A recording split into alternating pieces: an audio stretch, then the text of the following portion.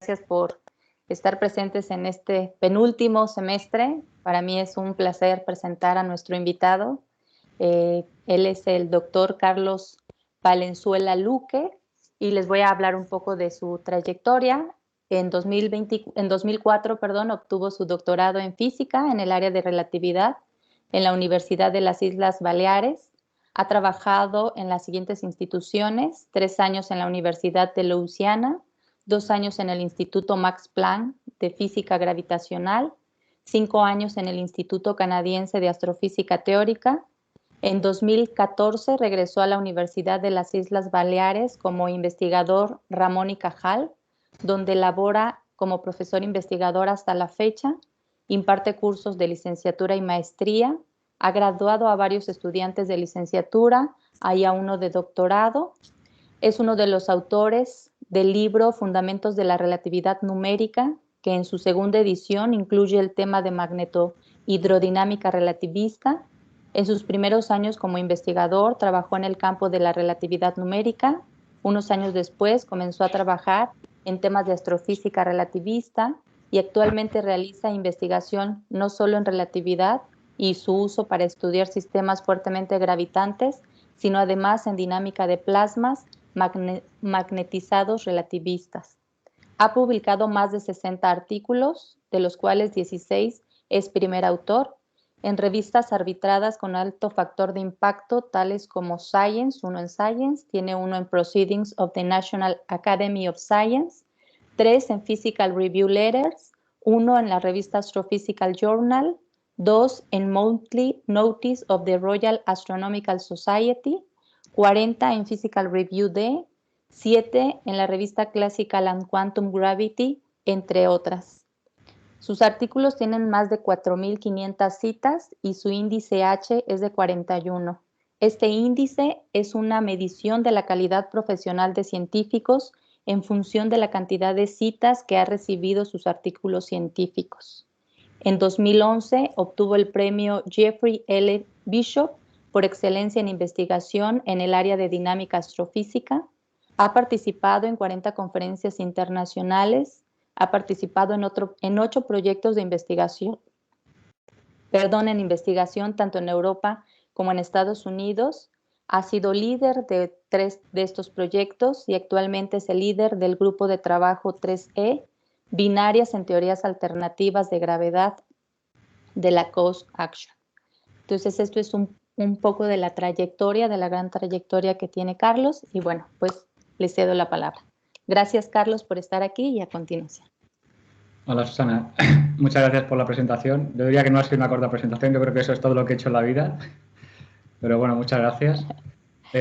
Cambio al modo presentación. ¿Se ve bien? Sí, se ve bien. Vale, perfecto. Pues bueno, muchas gracias por la invitación. Y bueno, como decía Susana, he trabajado en varios temas y hoy os quería hablar un poco del factor común que hay en todos esos temas, ¿no? Son las ondas gravitacionales o una nueva forma que tenemos de mirar o de observar el universo. Entonces, la mayor o casi todo el conocimiento que tenemos del universo que nos rodea, de la materia que hay en el universo, viene básicamente de las ondas electromagnéticas, de la luz, ¿no? Entonces, la astronomía antigua comenzó, como podría comenzar, como si cualquiera de nosotros fuera por la noche, a ver las estrellas y ver qué hay en el cielo que nos rodea, en el universo, y cómo se mueven esas estrellas, ¿no? Entonces, el problema es que esas estrellas, la luz visible que vemos con nuestro ojo, es simplemente una pequeña banda de todo el espectro electromagnético y no todos los objetos astrofísicos, no todos los objetos del cielo van a brillar fuertemente en ese espectro. Por ese motivo, los astrónomos inventaron y desarrollaron aparatos para poder ir más allá de lo que puede ver el ojo humano. Entonces, con la ayuda de telescopios, conseguimos ver de forma mucho más precisa, mucho más sensible, muchas más estrellas en el espectro visible, de la luz visible, y también construimos telescopios y observatorios para poder medir o para poder observar otras bandas del espectro electromagnético. No solo el espectro visible que podemos ver con nuestros ojos, pero también otros tipos de ondas, otras frecuencias de las ondas electromagnéticas en los que brillan, en los que emiten otros cuerpos celestes, ¿no? Y así podemos, si miramos en todas las direcciones del cielo con estos detectores o con estos telescopios, podemos hacer mapas del cielo que nos den información de la materia o de los cuerpos que emiten en esa frecuencia o en esa banda del espectro electromagnético en particular. Así, por ejemplo, en la luz visible, que podemos ver con nuestros ojos, lo que vemos básicamente cuando miramos el cielo son estrellas en la Vía Láctea, el polvo del disco de la Vía Láctea, que estaría en el centro, y luego galaxias cercanas cuando nos vamos fuera del eje, del plano de la Vía Láctea, la zona superior o inferior. Si miramos con un telescopio en infrarrojos, lo que veríamos básicamente es la radiación térmica emitida por el polvo interestelar que hay en nuestra galaxia. Entonces veríamos sobre todo la parte central, calor que desprende ese polvo interestelar que está en el disco de la galaxia. Si miramos en la banda de microondas, lo que vamos a ver es el fondo cósmico de microondas, que es una radiación térmica, que es una reliquia de la temperatura que tenía el universo cuando se desacopló la materia de la radiación electromagnética. Y si miramos, por ejemplo, en rayos gamma, a más altas energías, a más altas frecuencias, lo que vamos a ver van a ser básicamente señales o radiación que vienen de los púlsares, que luego describiré lo que son, y jets, o chorros de partículas, o chorros de radiación producidos en las galaxias activas, ¿no? Son las que estarían fuera del eje del plano galáctico, de nuestra galaxia. Entonces, como decía al principio, básicamente todo lo que sabemos del universo, de la materia que rellena, que llena el universo, proviene de las ondas electromagnéticas, ¿no? De los diferentes mapas del cielo en las diferentes bandas del espectro electromagnético. Ahora bien, las ondas electromagnéticas están producidas por la aceleración de partículas cargadas y esa radiación interacciona fuertemente con la materia. Eso significa que si se produce una cierta radiación, un poco después, en capas exteriores del mismo sistema, en capas exteriores de la misma estrella, por ejemplo, esa radiación puede ser absorbida por la materia y reemitida otra vez. Eso significa que a veces esta radiación no va a contener información directa del emisor, sino que va a ser una radiación indirecta, ¿no? Va a ser una información indirecta del emisor. Luego también puede haber estrellas o eventos que emitan muy poca radiación electromagnética o que no emitan ninguna. Que es incluso casos en los que, aunque emitan radiación electromagnética, sea tan baja que sea absorbida por el polvo interestelar en su camino desde la fuente hasta la Tierra, ¿no? Hasta donde están nuestros observatorios. Entonces, estos eventos o estos objetos no serían visibles, serían objetos oscuros o eventos oscuros y formarían parte de ese universo no visible que no podríamos ver por radiación electromagnética. Entonces, una forma de intentar ver o intentar obtener información de ese universo no visible que no emite o que no emite suficiente radiación electromagnética sería a través de un nuevo canal de información diferente a las ondas electromagnéticas, que es de lo que voy a hablar hoy, que son las ondas gravitacionales. Entonces, esta va a ser la guía de la charla. Primero voy a explicar un poco qué son las ondas gravitacionales y para ello voy a tener que explicar unas nociones básicas de relatividad general. Luego hablaré de cuáles son las fuentes que pueden producir esas ondas gravitacionales, o al menos las más fuertes, y cómo las podemos detectar desde la Tierra, cómo son esos detectores de ondas gravitacionales, cómo funcionan. Y luego, finalmente, hablaré brevemente de sistemas que pueden emitir simultáneamente ondas electromagnéticas y ondas gravitacionales y cómo podemos extraer una información adicional correlacionando esas dos señales. Bueno, las ondas gravitacionales se pueden entender como el análogo gravitacional de las ondas electromagnéticas que vienen descritas por las ecuaciones de Maxwell. Entonces, es bien conocido que si tú tienes una carga eléctrica acelerada, va a producir una perturbación en el campo eléctrico y magnético que se va a propagar a la velocidad de la luz. Y eso es lo que llamamos una onda electromagnética, ¿no? Eso significa que la velocidad con la que se transfiere la información electromagnética es básicamente la velocidad de la luz. Ahora viene la gravitación clásica, que viene dada por las ecuaciones de Newton. La fuerza gravitacional viene dada por las masas, pero un cambio en la masa de un cuerpo produce un cambio instantáneo en la fuerza gravitacional, ¿no? Vamos a ver un ejemplo. Imaginaos que tenemos la Tierra que está girando alrededor del Sol. Si no estuviera el Sol, la Tierra iría en línea recta, tiene una cierta velocidad y haría una trayectoria en línea recta. Pero como siente la fuerza gravitacional del Sol, en vez de hacer una línea recta, está haciendo una elipse, está haciendo casi un círculo girando alrededor del Sol, ¿no? Ahora bien, si de forma repentina hay un cataclismo y el Sol desapareciera, el último rayo de Sol tardaría 8 minutos en llegar a la Tierra. Entonces, durante 8 minutos, nosotros seguiríamos viendo la luz del Sol, nos seguiría llegando radiación solar, más que nada por ese tiempo finito que tiene que la interacción electromagnética tarda en transmitirse, ¿no? En cambio, según las ecuaciones de Newton, la Tierra sabría instantáneamente que el Sol ya no está ahí y en vez de hacer una órbita circular, haría una órbita rectilínea, ¿no? Entonces, eso no cuadra con nuestro concepto de causalidad, donde primero tiene que haber una causa y un tiempo después, ya sea más corto o más largo, tiene que haber el efecto, ¿no? Entonces, si el Sol desaparece, tiene que haber un tiempo finito en el que esa información tiene que propagarse hasta la Tierra para que ella sepa que en vez de seguir dando vueltas, tiene que cambiar la trayectoria y cambiar a una trayectoria rectilínea. Bueno, pues justamente esa inconsistencia en las ecuaciones, en la teoría de Newton, la resolvió Einstein introduciendo la teoría de la relatividad general, que básicamente dice que la gravedad no es una fuerza como las demás, sino que es una manifestación de la geometría curva del espacio-tiempo, ¿no? Entonces lo que sucede es que esta geometría se deforma debido a la presencia de masas.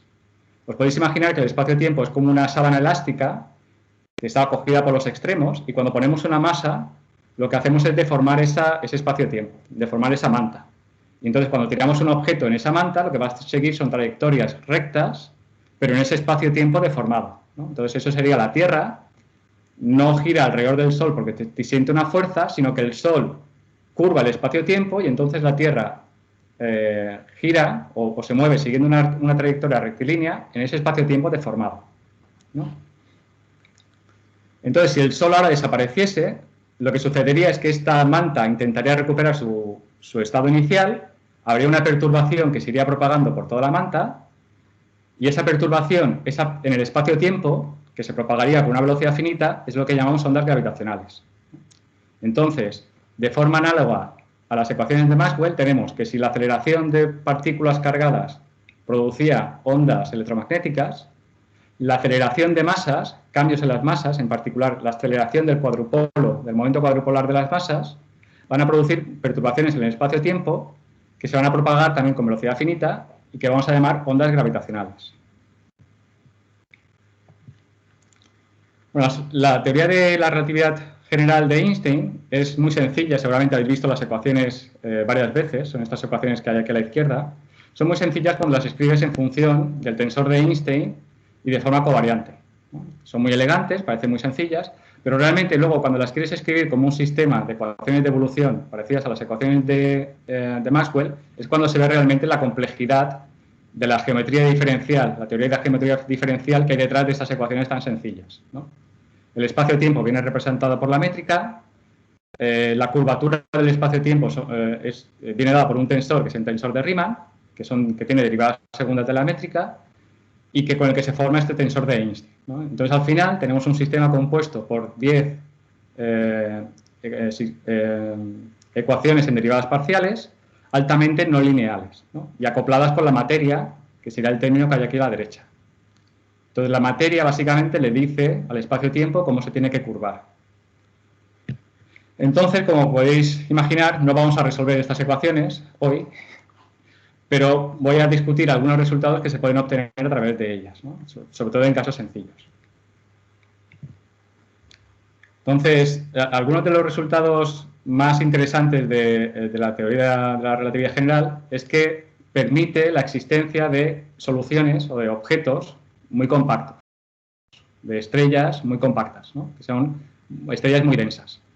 Por ejemplo, el caso de estrella más compacta conocidas son las estrellas de neutrones, que son estrellas que tienen una masa de entre 1 y 2 masas solares, la masa del Sol, en un radio, comprimido en un radio de 10 kilómetros, que más o menos el tamaño de vuestra ciudad. Entonces, si tú calculas cuál es la densidad que tendría esta estrella, nos sale una densidad que es mayor que la densidad del núcleo, de los núcleos atómicos. Otra forma de mirar la compacticidad o cuán densa es la estrella es con esta variable adimensional, esta cantidad adimensional que se llama la compacticidad, que es la masa dividido por el radio de la estrella, con unas constantes para que sea dimensional. Y en el caso de las estrellas de neutrones es entre 0.2 y 0.3. Y como decía al principio, bueno, como su propio nombre indica, es una estrella que está compuesta básicamente por neutrones y que soporta la fuerza gravitacional que intenta que todo colapse, que todo se junte en un punto, debido a la presión de degeneración cuántica, ¿no? De que no puede haber dos fermiones que estén en el mismo estado de energía. Estas estrellas también presentan fuertes campos magnéticos, sobre todo en los polos de la estrella, que aceleran partículas. Entonces, en esa zona donde se aceleran partículas se emite radiación y cuando esa estrella está girando, esa radiación la vemos como un faro, ¿no? Que es como la película que hay abajo. Estas estrellas de neutrones pulsantes es lo que se conocen como púlsares, ¿no? Y es básicamente una estrella que tiene un campo magnético fuerte y que envía radiación a lo largo de su polo. Y así, conforme gira, pues parece un faro. Eso nos da una información muy precisa, no solo de dónde está la estrella, sino de a qué velocidad está girando. Entonces, por eso los púlsares son objetos muy interesantes que se han observado desde los 70. Si la masa de la estrella es suficientemente grande, la presión de degeneración cuántica no es suficiente para contrarrestar la atracción gravitacional. Entonces, la masa de la estrella se sigue concentrando, se sigue acumulando en el centro, hasta que al final se concentra todo en un punto. Y ahí es cuando sucede una singularidad, ¿no? Una singularidad es un sitio donde alguna cantidad tiende a infinito. En particular aquí, la curvatura tendería a infinito. Eso realmente no es posible y lo que sucede es que nuestra teoría clásica no tiene todavía en cuenta los efectos cuánticos y habría que complementarla con la física nuclear o la física cuántica, ¿no? Pero todavía no hay una teoría completa que junte la relatividad general con la física cuántica. Mientras tanto, bueno, nos va a dar igual porque realmente nunca vamos a poder ver lo que sucede cerca de esa singularidad. Porque cuando la estrella está colapsando, hay una zona donde el campo gravitacional es tan fuerte que ni siquiera la luz puede escapar. Una consecuencia de la teoría de la relatividad general es que la luz también siente la gravitación. Y en este caso, si el campo gravitacional es muy fuerte, la luz no puede escapar de él. Si la luz no puede escapar, nosotros vamos a ver esa zona como negra y es por eso por lo que este objeto se conoce como un agujero negro, ¿no? Es una región donde a partir de un cierto radio, que llamamos el horizonte de sucesos, la luz ya no puede escapar. Y si calculamos la compacticidad de este objeto, la masa dividido por su radio, pues vemos que es 2 o 3 veces más grande que el de la estrella de neutrones, pero que son comparables en compacticidad. Bueno, esas eran soluciones de estrellas o de objetos aislados, pero algo que también se puede calcular con las ecuaciones de Einstein en el caso linealizado y con unas ciertas asunciones es qué sucede cuando tenemos un sistema binario. Un sistema binario es un sistema con 2 estrellas que están una rotando alrededor de la otra. Aunque parezca algo exótico, realmente más de la mitad de las estrellas que hay en el universo están en sistemas binarios. Así que este sistema realmente es muy común, ¿no? Y cuando tenemos un sistema binario, lo que tenemos básicamente son 2 estrellas que se mueven de forma acelerada, tienen una aceleración centrípeta. Entonces, como dijimos antes, cada vez que haya una aceleración de masas, vamos a tener ondas gravitacionales, se van a producir ondas gravitacionales. Y con las ecuaciones de Einstein linealizadas, asumiendo que estas estrellas están en órbitas circulares o casi circulares, podemos calcular cuál es la energía que llevarían las ondas gravitacionales producidas por ese sistema. Podemos ese cálculo, bueno, no es muy complicado, pero básicamente te da que esa energía es proporcional a la masa partido por la distancia, la separación entre las dos estrellas, a la quinta potencia. Eso significa que las estrellas, mientras están girando, van a ir emitiendo radiación gravitacional, van a emitir ondas gravitacionales que van a llevarse energía del sistema. Cuando el sistema pierde energía, lo que hace es que su separación, la separación entre las dos estrellas va a disminuir, se van a acercar. Cuando se acercan, va a emitir más energía en ondas gravitacionales. Y este proceso va a seguir, va a continuar cada vez más rápido, las estrellas se van a ir moviendo más rápido en órbitas más cercanas hasta que al final van a chocar. Entonces, el destino final de todos estos sistemas binarios es básicamente la colisión de las dos estrellas. Bueno, pues eso es lo que os comentaba antes, y resulta que en 1974 Hulse y Taylor encontraron un sistema de dos estrellas de neutrones que estaban orbitando una alrededor de la otra, donde una de esas estrellas era un púlsar. Entonces, permitía medir con mucha precisión cuál era el periodo orbital del sistema. Eso se fue midiendo a lo largo de los años, es decir, cuánto era, que es básicamente cuál es la separación entre las dos estrellas con función del tiempo, como a lo largo de los años se ve que son los puntos que hay en esta gráfica a la derecha, vio que esta separación se iba, bueno, este es el periodo, pero lo que significa esta gráfica es que la separación se iba haciendo cada vez más pequeña, las estrellas se iban acercando. Si lo comparamos con la predicción de la relatividad general, si esta disminución del periodo es debido a la emisión de ondas gravitacionales, tendríamos la línea sólida negra que hay aquí. Y como veis, la predicción de la relatividad general cuadra perfectamente con las observaciones de ese sistema.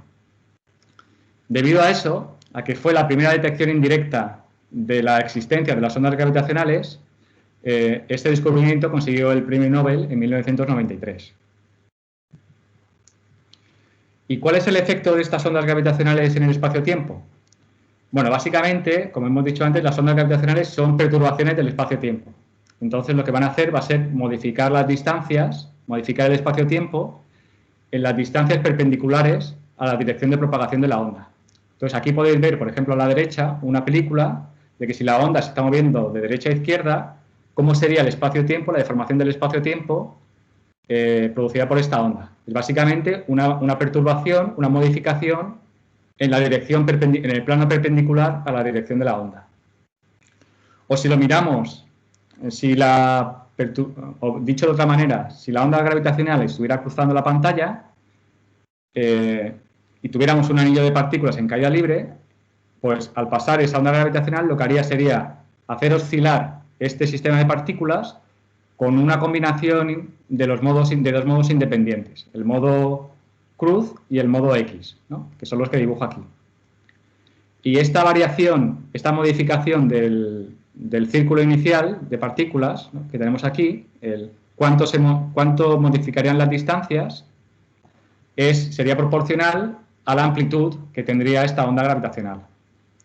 Y es importante decir que esta onda gravitacional, en principio, la onda gravitacional va a decaer como 1 sobre R, siendo R la distancia de la fuente, ¿no? Entonces, cuanto más nos alejamos de la fuente, más pequeña va a ser la onda gravitacional, básicamente porque su energía se está distribuyendo en esferas cada vez más grandes.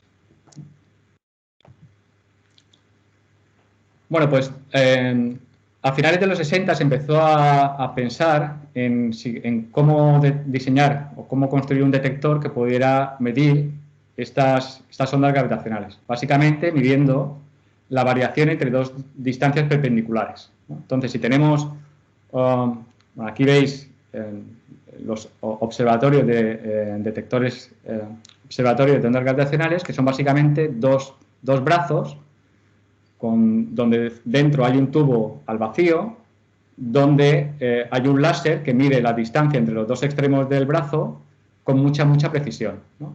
Y lo que mide son básicamente las dos direcciones perpendiculares. Mide las distancias en dos direcciones perpendiculares y así ve si hay una variación en esas direcciones, en la distancia relativa entre esas direcciones, significa que ha pasado una onda gravitacional. Entonces, estos observatorios, o al menos los de Estados Unidos, se llaman LIGO, que es el acrónimo de Laser Interferometer Gravitational Wave Observatory. Son observatorios de ondas gravitacionales que funcionan por interferometría láser, ¿no? Que miden distancias de forma muy precisa por interferometría láser. Y como decía, bueno, las perturbaciones van a decaer como 1 partido por el radio de la fuente, ¿no? Esto en general, como no hay tantos eventos, no hay tantas colisiones, o las colisiones de estrellas de neutrones o de agujeros negros no son tan frecuentes, vamos a ver alguna de vez en cuando, pero no que esté muy cerca de la Tierra, van a estar bastante lejos. En general, se toma como un promedio cuál sería o se toma para hacer cálculos, cuál sería la amplitud de una onda gravitacional producida por el choque de 2 estrellas de neutrones que estén a 100 millones de años luz.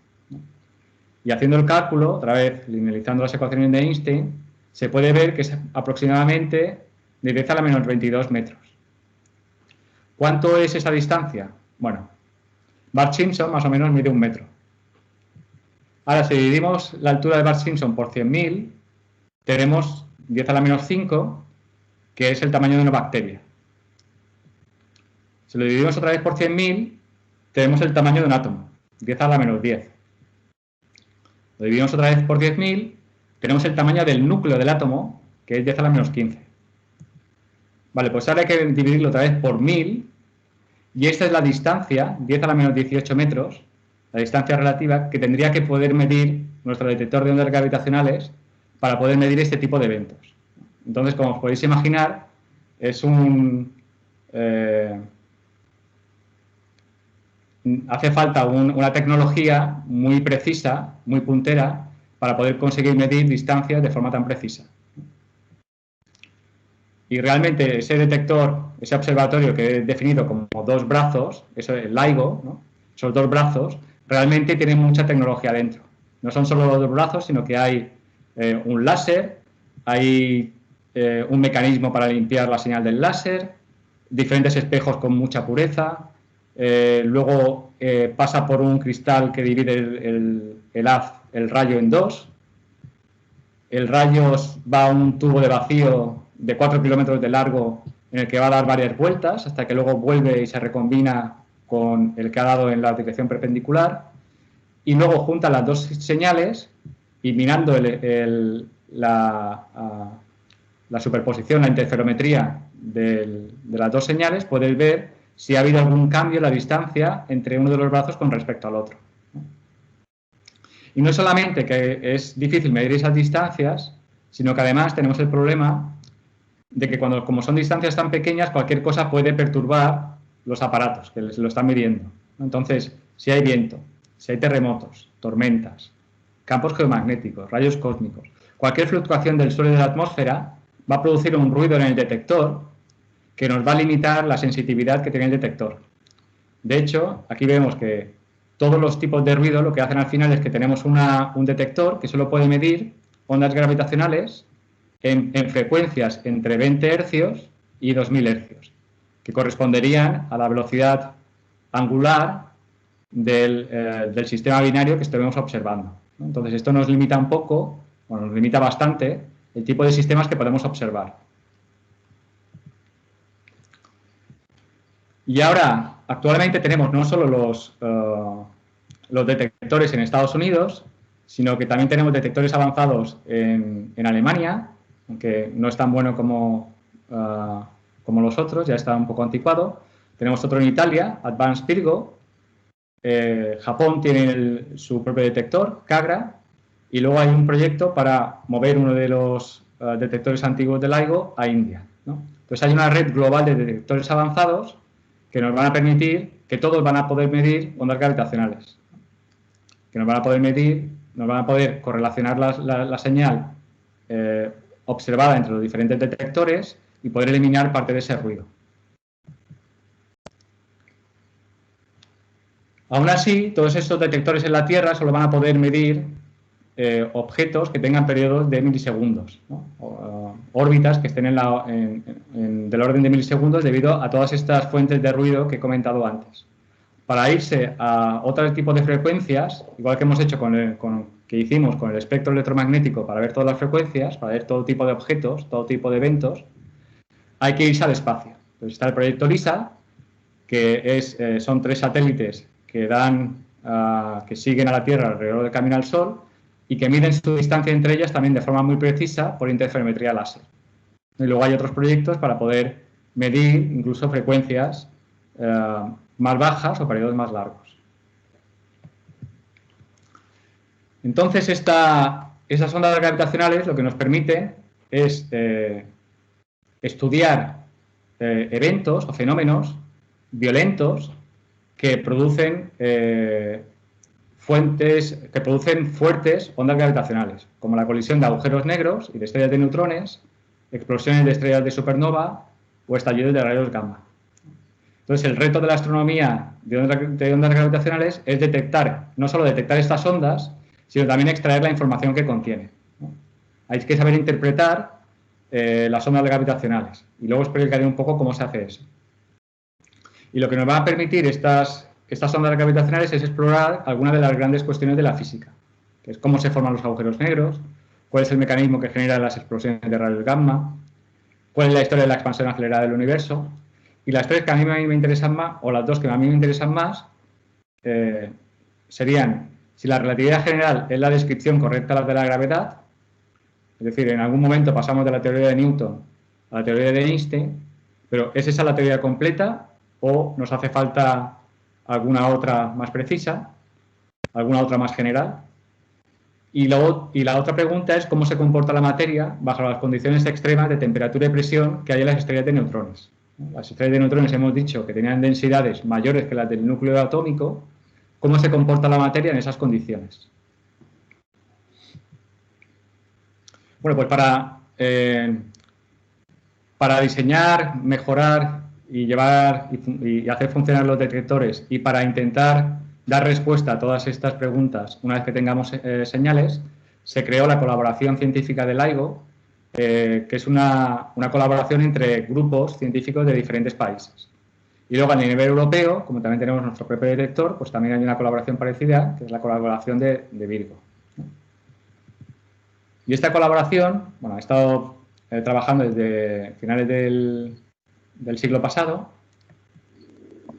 hasta que el 14 de septiembre del 2015 consiguieron detectar la primera onda gravitacional con uno de los detectores, el LIGO. Entonces, realmente esto es lo que observaron, esto es lo que midieron, esta era la frecuencia de la onda gravitacional con función del tiempo, si se pudiera pasar a un análogo sonoro, ¿no? Si pusieras esa frecuencia por un altavoz, lo que oiría sería justamente eso, como esa frecuencia va subiendo hasta que llega a un máximo y luego desaparece. Y la señal que se observó, la variación de la distancia entre los dos brazos, que es proporcional a la amplitud de esa onda gravitacional, es justamente esto que dibujamos aquí, ¿no? Esto es lo que observó en uno de los observatorios, el de Washington, y este es lo que se observó en el de Luisiana. Hay cierto ruido en la señal, pero una vez que limpias el ruido, se ve claramente una onda cuya frecuencia y amplitud va aumentando con el tiempo, que es justamente lo que esperamos de la colisión de dos agujeros negros, ¿no? Cuando hay una colisión de dos agujeros negros, un sistema de dos agujeros negros que están orbitando alrededor del otro, como decíamos antes, van a emitir ondas gravitacionales. Al emitir ondas gravitacionales, el sistema pierde energía, los agujeros negros se acercan, giran más rápido. Al girar más rápido, la frecuencia aumenta y la amplitud también, hasta que chocan. Cuando chocan llega a un máximo y después del choque los dos agujeros se convierten solo en uno, que ya no se mueve, está quieto, ya no radia ondas gravitacionales, entonces la amplitud de la onda decrece hasta cero. Entonces esto justamente, esta observación de aquí es consistente con la colisión de dos agujeros negros, ¿no? Entonces, y por esto los tres científicos que empujaron el proyecto de LIGO obtuvieron el premio Nobel en 2017 por esta primera detección directa de una onda gravitacional. ¿Qué más aprendimos de esta detección? De esta primera onda gravitacional. Bueno, fue la primera detección directa de ondas gravitacionales, como decía. Fue la primera observación directa de agujeros negros. Porque siempre los hemos observado de forma indirecta, por lo que decía antes, de que no emiten radiación, entonces solo vemos sus efectos de forma indirecta. No podemos ver un agujero negro con luces electromagnética, pero sí a través de las ondas gravitacionales. Fue la primera observación directa de una colisión de agujeros negros. Nunca se había visto dos agujeros negros chocando, ni siquiera de forma indirecta. Fue la primera vez que vimos agujeros negros que tuvieran más de 60 masas solares. Normalmente habíamos visto con agujeros o con poca masa, agujeros negros que tuvieran poca masa, o agujeros negros supermasivos que están en el centro de las galaxias. Pero nunca habíamos visto agujeros negros con masas intermedias. Y para mí lo más importante es que fue la primera prueba de la relatividad general en el régimen de gravedad fuerte. Significa que en este régimen, en el que es muy dinámica, la gravedad es muy dinámica y muy no lineal, aún así la teoría de la relatividad general da buena predicción, ¿no? Porque las predicciones que vimos, que se pueden calcular resolviendo las ecuaciones de Einstein, como luego describiré, eran totalmente consistentes con la observación. Entonces, después de esa primera observación, ha habido otras muchas durante los periodos observacionales conocidos como O1, O2 y O3, en las que ya se han detectado alrededor de 60 o 70 colisiones de agujeros negros. Y además de las colisiones de agujeros negros, se han detectado otro tipo de señales que marco aquí en rojo, que son un poco diferentes. Son diferentes porque, como podéis ver, aquí la escala es del orden de 0,4 segundos, mientras que aquí la señal es del orden de 40 segundos. Es 100 veces más grande, más larga, ¿no? Eso significa que las masas implicadas son diferentes.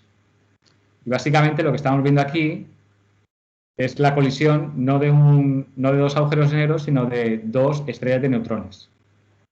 ¿Cómo sabemos que son estrellas de neutrones? Pues porque a la vez o poco después de que LIGO observara la señal, el detector Fermi de rayos gamma detectó un pico, una radiación gamma, que estaba correlacionada justo 2 segundos después con el pico de la onda gravitacional. Eso significa, esa correlación temporal es muy extraña y indicaba que podían venir de la misma fuente. Los agujeros negros, como no hay materia, no pueden emitir radiación electromagnética, pero las estrellas de neutrones sí.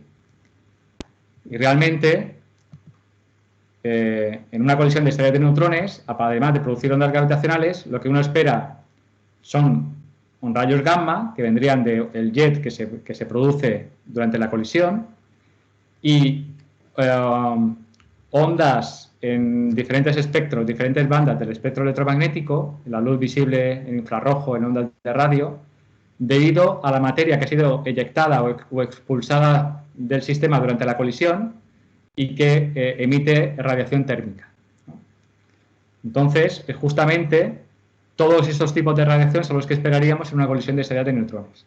Y estas son justamente las que se observaron, ¿no? Entonces, con la radiación gravitacional, con LIGO y Virgo, y con Fermi, se pudo localizar la zona del cielo de donde venía la señal, apuntaron los telescopios hacia esa zona del cielo, y después de unos días empezaron a ver radiación electromagnética en las diferentes bandas, en frecuencia óptica, en ultravioleta, en infrarrojo, y era radiación que duró días, semanas e incluso meses, y que era consistente con esta kilonova, con esta radiación térmica producida por la materia expulsada durante el choque de las estrellas.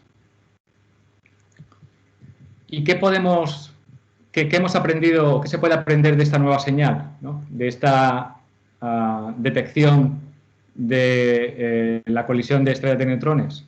Bueno, pues tiene, la verdad, implicaciones tan o más importantes que la primera detección de ondas gravitacionales de agujeros negros.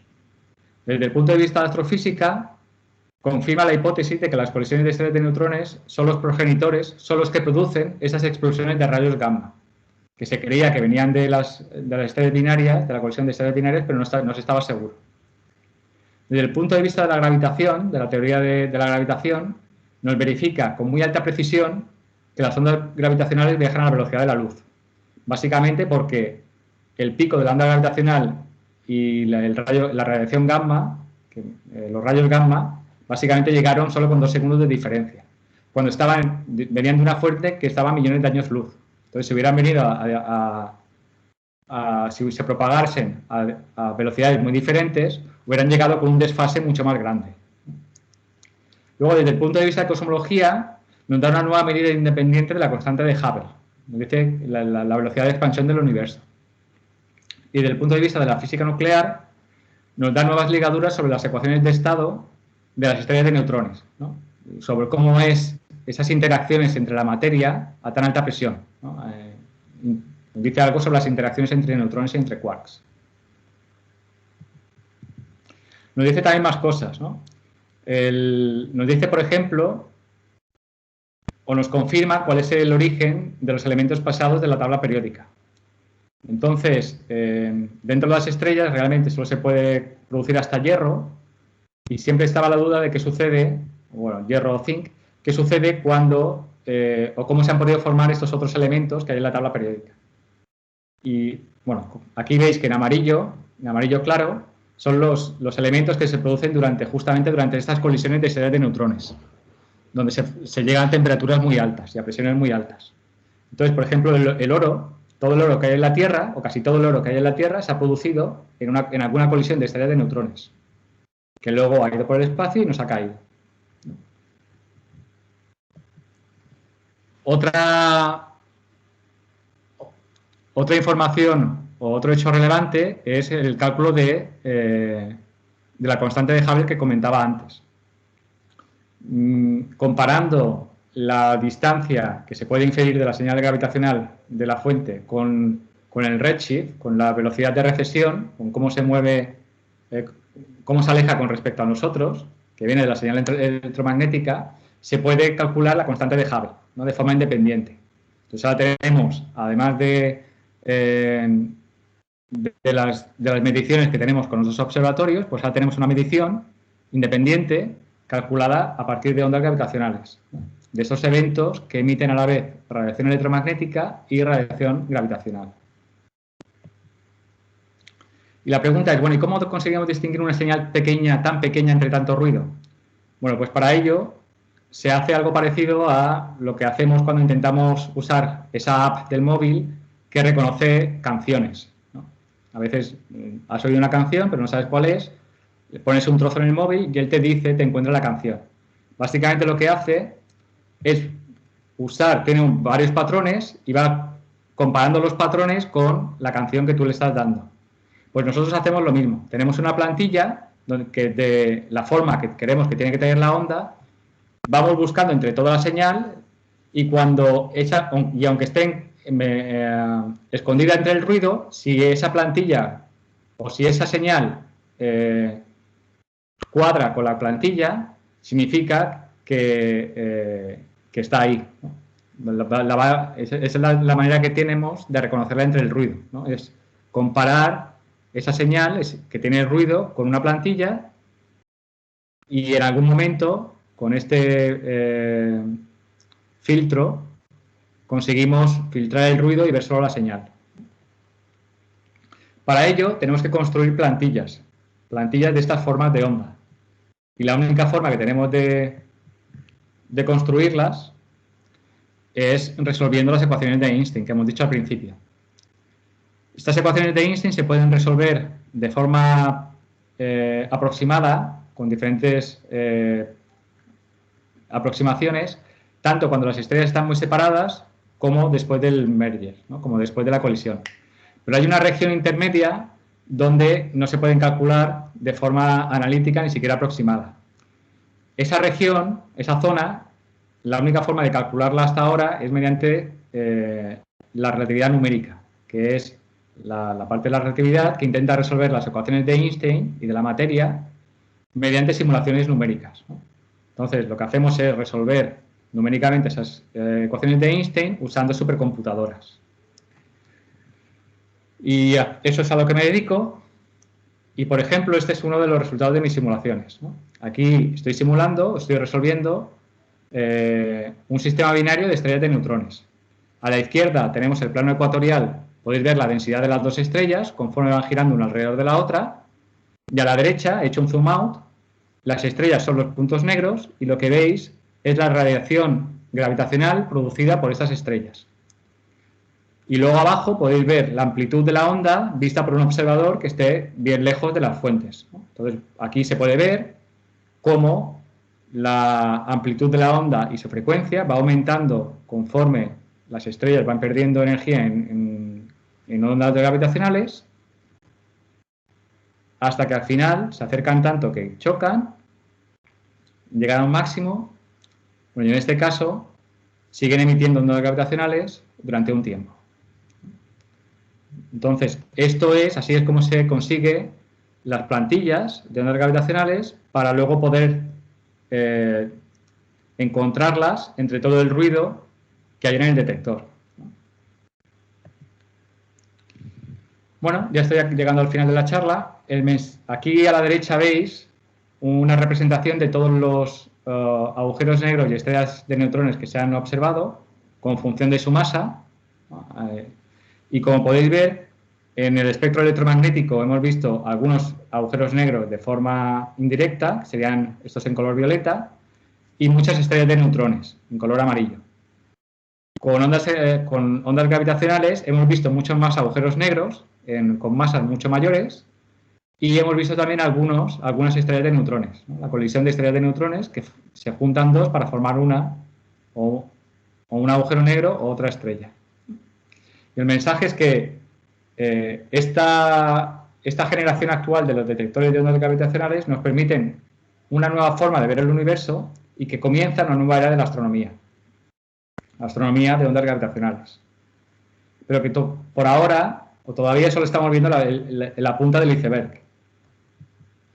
Porque solo tenemos un tipo de observatorios en la Tierra que solo nos permiten ver un cierto tipo de eventos. Pero realmente estamos viendo solo una pequeña banda de todo el espectro gravitacional, ¿no? Una pequeña cantidad de todos los eventos posibles. Entonces, conforme vayamos construyendo detectores más sensibles y que nos permitan ver en otras bandas, iremos obteniendo más información sobre toda esta materia, estas fuentes de ondas gravitacionales del espacio que nos rodea. Y ya acabo con este slide, que son las diferentes cosas que esperamos aprender de la observación de ondas gravitacionales en el futuro. Para mí las más importantes, o las que a mí me interesan más, son, como he dicho antes, si la relatividad general sigue siendo válida bajo estas condiciones de gravedad fuerte, es decir, si la teoría de Einstein es la teoría definitiva o tenemos que generalizarla o buscar una nueva, cómo se comporta la materia en condiciones extremas de densidad y presión, o sea, cuáles son las interacciones entre neutrones dentro de la estrella, de esas estrellas de neutrones, y sobre todo descubrir nuevos objetos y fenómenos que todavía no nos podemos imaginar, ¿no? Que están ahí fuera. Ese universo invisible, ese universo oscuro que no podemos ver mediante la radiación electromagnética. Bueno, y esto es todo. Muchas gracias por vuestra atención. Muchas gracias, Carlos, por la charla. Está realmente muy interesante. Y bueno, por aquí ya hay una pregunta. Bueno, ya empiezan a haber preguntas y voy a irlas leyendo conforme aparezcan. La primera es de Luis Gerardo Ramírez Archundia y nos dice: buenos días, los agujeros negros que detectaron en colisión, ¿tenían disco de acreción? Y de ser así, ¿qué fenómenos ocurrirían durante la colisión y después? Gracias. Buena pregunta. No, en estos agujeros negros no tenían discos de acreción. Discos de acreción se suelen esperar en agujeros negros supermasivos, como los que hay en el centro de la galaxia, pero no en agujeros negros que tengan masas solares con una masa tan pequeña como estas. Pues estos normalmente se habrán producido o por colisión de dos agujeros negros o por una supernova. Entonces, no se esperaba que hubiese discos de acreción. Entonces, si se diera el caso, pues la interacción, que todavía no se ha observado en ninguno de los casos, pero si hubiese algún disco de acreción alrededor de un agujero negro, lo que se supone es que entraría en contacto con el otro y emitiría algún tipo de radiación electromagnética que también se podría observar. Pero en todas las detecciones de colisiones de agujeros negros siempre hay un seguimiento electromagnético por los diferentes telescopios para ver si viene alguna señal electromagnética de ellos. Y en ninguno de ellos se observó. Entonces, esto indica o que no había ningún tipo de materia a su alrededor, o que no produjo ningún tipo de radiación, o que produjo radiación, pero muy baja. Ok. Otra pregunta de Rosas Díaz Alejandro, dice, sobre toda la información recabada hasta ahora de las ondas gravitacionales, ¿qué sabemos sobre la radiación de Hawking? Pues no mucho más que al principio. Estos agujeros negros tienen una masa muy grande, entonces su radiación de Hawking es pequeña. Radiación de Hawking sería para agujeros negros con masa mucho más pequeña. Ahí es donde se verían los efectos más rápidamente. Pero cuando la masa es tan grande, la radiación de Hawking es pequeña. Okay, gracias. Otra de Roberto Esaú Ortega Miranda. Buenas tardes, yo tengo una pregunta. ¿Existe alguna relación entre la velocidad de propagación de las ondas electromagnéticas y la velocidad de propagación de las ondas gravitacionales? Es decir, ¿estas últimas tienen como tope en este aspecto también a la velocidad de la luz? Sí, exactamente. Justamente lo que demostró, bueno, ya lo sabíamos de antes, la teoría de Einstein lo que predice es que estas perturbaciones se van a propagar a la velocidad de la luz, pero justamente lo que esta última observación del choque de estrellas de neutrones confirma es que la velocidad de la luz y la velocidad de las ondas gravitacionales es casi la misma, hasta el orden de 10 a la menos 16. ¿No? Entonces, si no son iguales, son prácticamente iguales, en una parte entre 10 a la 16. Gracias. Hugo Enrique Dapic Sánchez, en la parte que menciona de captar un fragmento de una señal y dependiendo de su comportamiento, que habla de la analogía de la aplicación que capta un fragmento de una canción y la identifica, ¿cuál es el punto de referencia que usan para hacer algo semejante? Bueno, lo que nosotros tenemos es una señal continua y tenemos plantillas. Entonces, lo que vamos haciendo es a toda la señal de forma continua, vamos aplicando o comparando con plantillas de estas ondas hasta que encontramos un match, hasta que encontramos una correspondencia, ¿no? Hasta que vemos esa plantilla o vemos una señal parecida a la plantilla escondida entre el ruido, ¿no? Es como cuando, bueno, una analogía tonta es como cuando tú estás en un bar lleno de gente, hay gente hablando y de repente alguien dice tu nombre. Tú no oyes el ruido, no prestas atención a las otras conversaciones, pero cuando oyes tu nombre, como tú lo reconoces, tú tienes esa plantilla, tú reconoces ese ruido, prestas atención y lo escuchas, ¿no? Pues es justamente el mismo fenómeno. Una vez que tienes una plantilla que puedes reconocer, aunque esté metida entre el ruido, entre otros sonidos, entre otras señales, la puedes extraer, ¿no? Si sabes qué es lo que estás buscando. Ok, gracias. Miguel Mayorga Rojas te pregunta, ¿consideras que un análisis de datos de ondas gravitacionales guiados por un Machine Learning e inteligencia artificial pueden ayudar a descubrir nuevos fenómenos con los patrones detectados? Esa es una pregunta difícil. No estoy seguro. Yo espero que no, pero puede ser que sí. Espero que no, porque eso significaría que no tenemos un control total de las plantillas de los modelos de las ondas gravitacionales. Eso significaría que hay un cierto margen que tendríamos que dejar a una máquina que aprendiera solo a encontrar esos modelos. Pero puede ser que sí. Entonces, eso es algo que está todavía que está en investigación, se está desarrollando y que en algunos años sabremos la respuesta. Ok, gracias. Luis Abraham, Auriela Tenorio, ¿puedes contarnos un poco acerca de los detectores que se planea que estén en el espacio? Imagino que deben tener menos inferencia por fenómenos geográficos, pero seguro lidiarán con otro tipo de problemas. Sí, básicamente es el proyecto LISA, que es estos 3 satélites que tienen que seguir a la Tierra alrededor del Sol. Es una tecnología también muy avanzada, que está bastante probada y que en principio debería funcionar y que tiene, claro, no tiene los problemas que hay en la Tierra de diferentes tipos de ruido, pero tiene otros como la radiación solar, que también puede cambiar la distancia entre los satélites y sobre todo de que cualquier cosa que hagas en el espacio tú lo envías y ya está. Y luego ya no puedes hacer nada más. No puedes ir a enviar si algo se rompe o algo no está bien o hay que graduar algo, es muy difícil enviar a un tipo a que vaya a arreglarlo. Entonces tiene que funcionar todo perfectamente desde antes de enviarlo. Y piensa que una vez que lo envías, los satélites se tienen que alinear para enviarse señales, para enviarse una señal láser entre los 3, porque es un triángulo, que tiene para medir la distancia entre ellos, ¿no? Entonces, bueno, tiene todas las dificultades que tiene cualquier misión en el espacio, que es que una vez que tú envías el detector allí, más vale que funcione bien, porque si no funciona, lo has tirado a la basura prácticamente.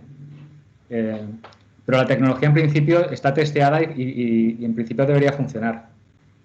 Este proyecto LISA estaba pensado para lanzarse en la década de los 20, ¿no? A partir del 2025.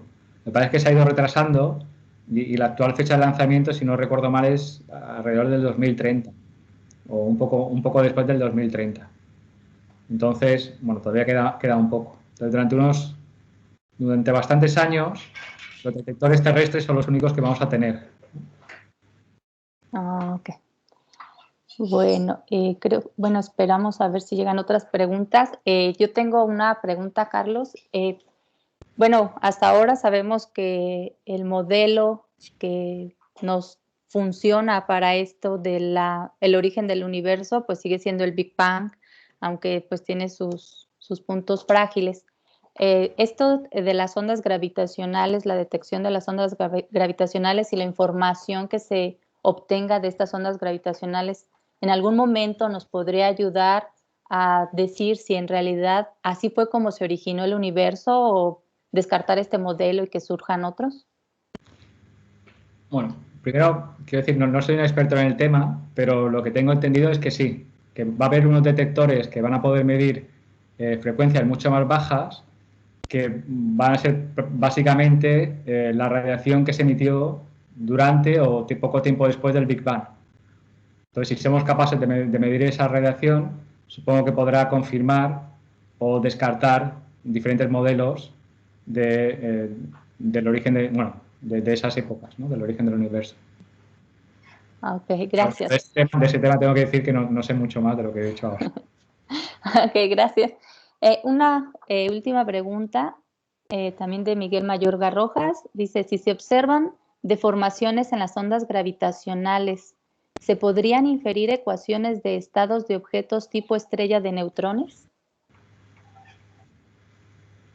Sí, ¿puedo repetir la pregunta? No estoy seguro de entenderla. Si se observan deformaciones en las ondas gravitacionales, ¿se podrían inferir ecuaciones de estado de objetos tipo estrellas de neutrones? Bueno, como entiendo la pregunta es si de las ondas gravitacionales se puede extraer la ecuación de estado de las estrellas de neutrones o de otros objetos. En general, sí. De hecho, para eso se usan, o es una de las principales aplicaciones de las ondas gravitacionales en esos contextos, ¿no? La onda gravitacional contiene información de la compacticidad de esa variable que comenté, que era la masa partido por el radio de la estrella, del objeto que está orbitando. Y la masa y el radio básicamente están relacionados con la ecuación de estado, ¿no? Entonces, si sabemos la compacticidad del sistema y también las fuerzas de marea, también tiene información de las fuerzas de marea, pero bueno, vamos a ver solo la compacticidad. Si tenemos información de la compacticidad, de una forma indirecta tenemos información sobre la ecuación de estado. Ok. Nos llegó otra pregunta y dice, es de Gilberto Enríquez Salaya Carvajal. Dice, buenas tardes. ¿Podría aprovecharse la energía liberada y propagada por las ondas gravitacionales? De ser así, ¿esto estaría ligado a la tecnología actual? ¿Y se están realizando estudios sobre el aprovechamiento? No, no, las ondas gravitacionales tienen muy poca energía cuando llegan a la Tierra, entonces cuesta mucho detectarlas, entonces no se podría hacer nada con ellas. No, no, la energía que contienen es minúscula. De hecho, se gasta mucho más energía en intentar observarlas Observarlas. que realmente la que llevan. Ok. Ahora sí ya, la última pregunta, porque así me la he pasado, pero ya, nos acaba de llegar una última. Es de Uriel Ochoa Torrentera. Buenas tardes. ¿Se ha percibido algún efecto de las ondas gravitacionales sobre los neutrinos? Y si es así, ¿de qué forma? Bueno, las ondas gravitacionales, no sé si lo he comentado al principio, pero interaccionan muy poco con la materia y con los otros tipos de radiación. Ese es el motivo por el que podemos ver objetos que estén tan lejos, ¿no? Porque pueden cruzar todo tipo de materia, pueden cruzar el espacio, el universo, casi sin ser deformadas. Se producen, se propagan y luego se propagan simplemente y mantienen su forma durante todo su trayecto. Entonces, básicamente no interaccionan ni con la materia ni con otros tipos de radiación como los neutrinos. Lo que sí que sucede es que hay fuentes de ondas gravitacionales, como estos choques de estrellas de neutrones, que producen a la vez no solo ondas gravitacionales y ondas electromagnéticas, sino que también producen neutrinos, ¿no?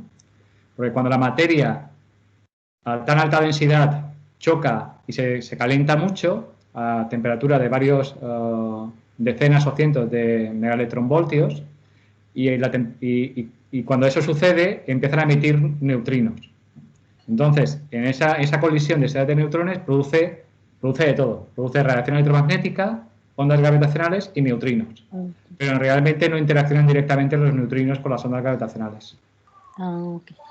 Pues muchísimas gracias, Carlos, por responder a nuestras dudas y por la charla. Realmente, bueno, en lo personal, me parece muy, muy interesante y hay mucho todavía de dónde cortar y qué investigar. Y bueno, una pregunta, si alguien estuviera interesado en trabajar contigo, ya sea hacer tesis de licenciatura de nuestros estudiantes o si algún estudiante estuviera interesado a ir a realizar algún posgrado allá en la Universidad de las Islas Baleares, ¿qué posibilidades hay? Buena pregunta. Digo, después de la pandemia, claro. Sí, hay algunas ayudas tanto de la universidad como del gobierno español y cada 2 o 3 años hay alguna plaza o alguna posición para hacer un doctorado asociado al grupo. Perfecto. Entonces, bueno, sería cuestión de investigar, pero bueno, si hay alguien interesado podemos mirarlo. No. Perfecto. Bueno, pues muchísimas gracias. Voy a compartir la, no sé si ya vean mi pantalla. No, ¿verdad? Bueno, quiero compartir la constancia, pues en agradecimiento de tu charla. Está firmada pues por el que es el encargado ahora de lo que es el despacho de la dirección de nuestra facultad. Y bueno, pues es en agradecimiento a las charlas de ondas gravitacionales, una nueva manera de observar el universo. Y pues esperamos que no sea la última vez que contemos con tu participación, ya sea pues, ¿cómo se llama? Vía línea o pues también presencial, que nos vengas a visitar. Y bueno, antes de despedirnos, les comparto la información del último seminario que vamos a tener el jueves 20 de mayo y lleva por nombre El quehacer del QFB en tiempos de COVID, por parte del doctor Jonathan Santillana Benítez de la Facultad de Química de aquí de nuestra universidad. Entonces, pues agradezco nuevamente a Carlos y les agradezco a todos por su presencia. Muchas gracias y que tengan bonita tarde. Gracias, Susana. Perdona, pero antes estaba tocando algún botón y creo que me he desconectado unos 10 segundos. No, no te preocupes, pues. Gracias, Carlos. Pues, No, gracias a vosotros, espero que os haya gustado y bueno, espero que nos veamos pronto. Venga, un saludo a sí, todos. gracias. Hasta luego. Que estés bien. Adiós. Hasta luego.